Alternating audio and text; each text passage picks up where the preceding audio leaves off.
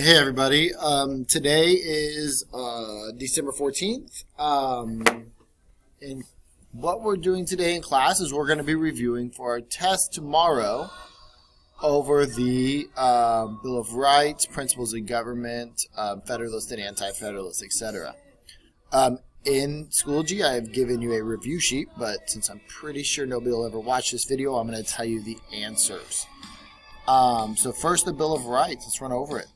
First Amendment is your freedom of expression. Second Amendment is the right to bear arms. Third Amendment is no quartering of soldiers. Fourth Amendment is rules for search and seizure. Remember, you're probably going to need a warrant to be searched. Fifth Amendment is your right to due process. These are your rights when you're arrested. We've talked about these during class, being Miranda rights being read to you, or even no double jeopardy. Sixth Amendment is when you're in a criminal trial. So these are the rights you have to a speedy criminal trial. 7 is your right to a civil trial. Remember, civil trials between two people. Number 8 is no cruel and unusual punishment. We've been defining this as your punishment has to match your crime. Number 9 is power to the people, meaning if it's not in the Constitution, the people can decide. And number 10 is power to the states.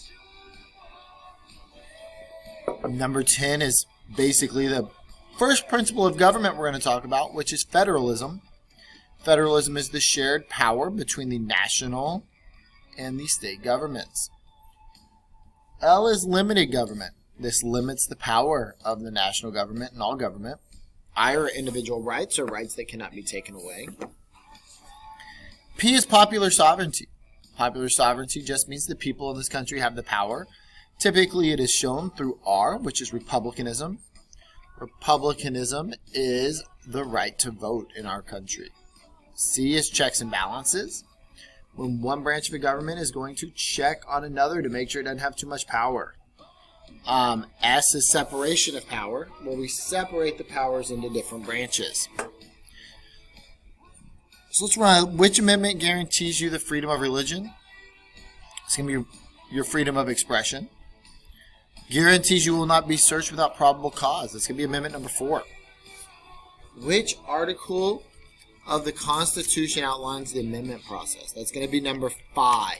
Amendment number 5 describes the amendment process. And it's going to be, to have an amendment changed, it's going to have to be done by 2/3 of both houses of Congress. They have to propose the amendment. When a pair between national, that's federalism. Which amendment? So a couple, like what's going on. Town wants to display nativity scene. Nativity being Christmas. Christmas being religious. That's going to be 1. Local police notice that people come in their house. Come in your house at all hours of the day and get a warrant set up for surveillance. Number 4, search and seizure. Surveillance is watching you. Woman declares her right to an education. Is education in the Bill of Rights? Last time I checked, it's not. So that is going to be number 9. People can decide. We the people, popular sovereignty.